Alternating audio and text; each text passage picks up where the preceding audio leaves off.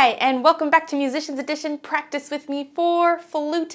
I'm your teacher, Risa, and today we're working in the Rubank Intermediate for Flute, or piccolo if you're playing the piccolo. Okay, we are coming to the end of the book. Make sure you're getting your advanced book 1. That's what we're going to hit up next. Okay, so today we're on page 41, and we're going to be looking at trills.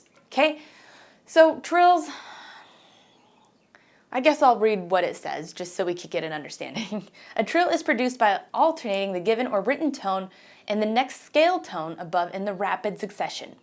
As an example, if the given or written tone is trilled to be E and the next is in the key of C major, that means the next tone will be F.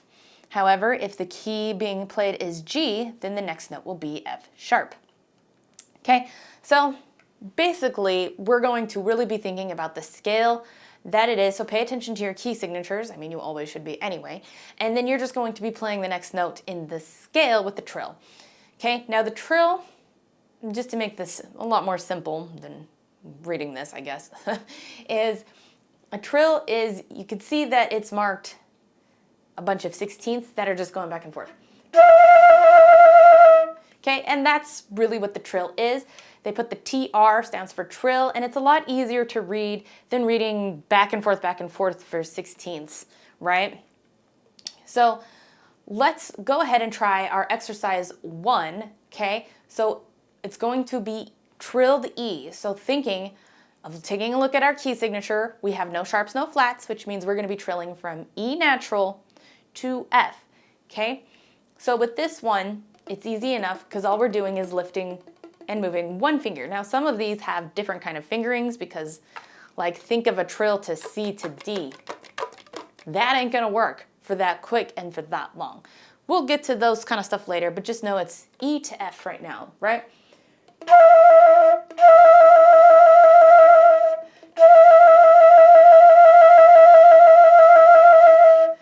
You're just trilling for the whole amount of time that it's marked. So measure 1, we're trilling for 1 beat. Measure 2, we're trilling for the whole 2 beats. Measure 3, we're trilling for the whole note, right? All right, so let's give this a try. 1, 2, 3, 4.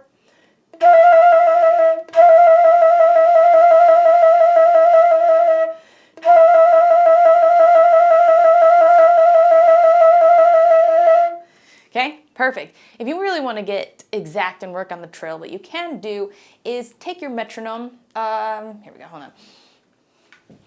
Take your metronome, and you can put them 4 beats, right, and trill along. My battery is dead.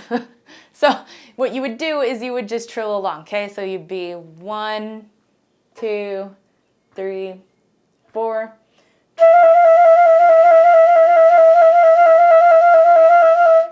Okay, and then you can just start speeding it up.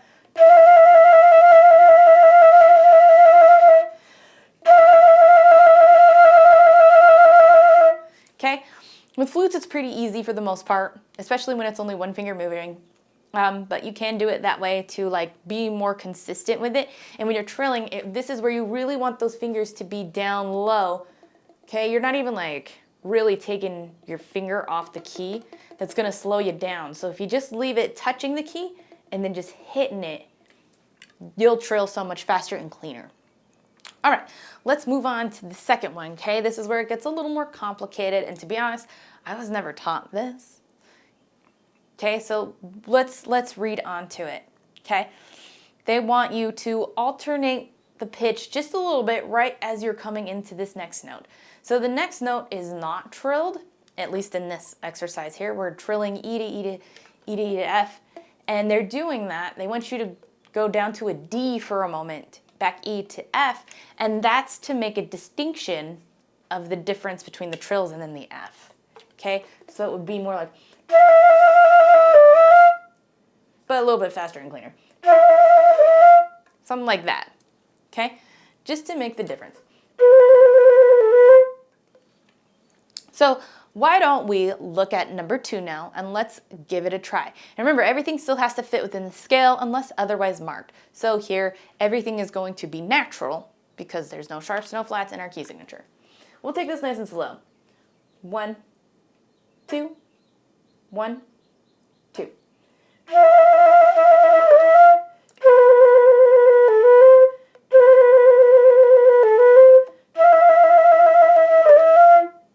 Okay, that one might take a little work, especially with that E to the F one. This one is one you might want to pull out the metronome and slow it down.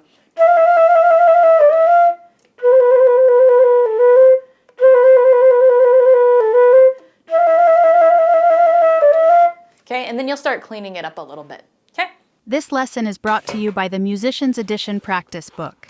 Make goals and keep track of progress throughout the whole year. When you're done with this video lesson, don't forget to mark this practice time in your Musician's Edition practice book. Now back to the video. Let's take a look at the next one. All right, so here we can see we have the sharps, the naturals, and flats marked in. So this is indicating where we're going to go to. So it's going to go B, and then just for that one note that goes down is going to be A sharp. Right? And then because this one's marked with flats, it's now natural. Right? So let's go ahead and give these a try, nice and slow. 1, 2, 1, 2.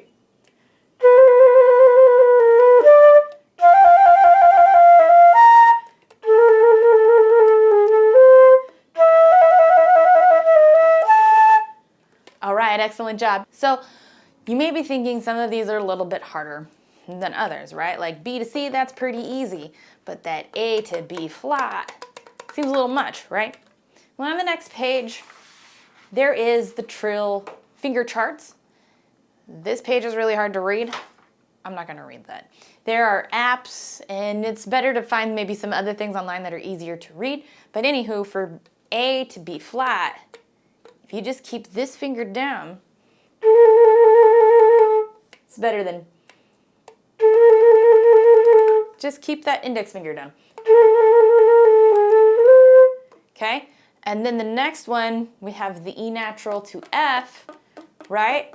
Remember in our previous lesson though, when we were switching the 5th and 6th fingerings? We're gonna do the same thing here.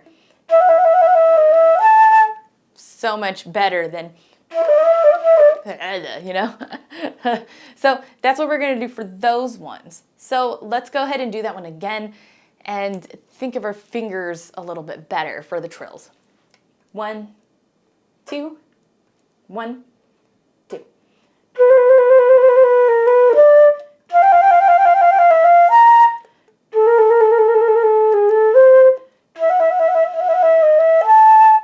Ah, so much better, right? Yes, okay, make sure you practice that too. All right, let's take a look at our last one here, okay? We have trills, and then we have the little grace note looking things, right? So when closing the tones of a trill are to be emphasized or retarded, these two tones are usually written out to ensure they're being played, okay? When it comes to trills, most people will not do the things like we just last did. Okay, I was never taught that, and whenever I'm playing in band, I don't hear people playing that either. I'm not saying if it's right or wrong, I'm just telling you what most people are doing when they're seeing these, and so they're normally just playing like this.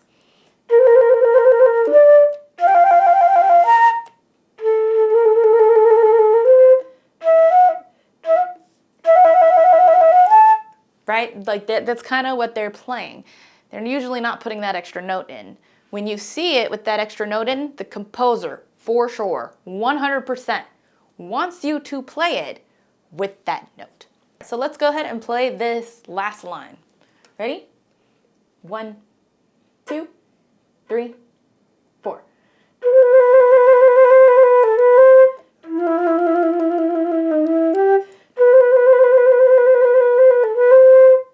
Okay, so that's very similar to like some of the things we played before. This one, they just want you to make sure that you do it. So take some time, practice them, use the metronome, use the apps. A great app to see what the trills are is the, what is this app called?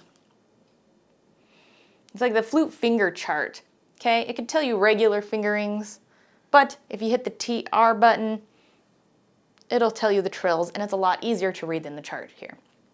All right, so practice those, and then I'll see you next time. If you have any questions, comments, concerns, let me know in the comments. While you're down there, don't forget to hit like, notify, and subscribe so you don't miss any of our practices. Thanks for joining, and until next time.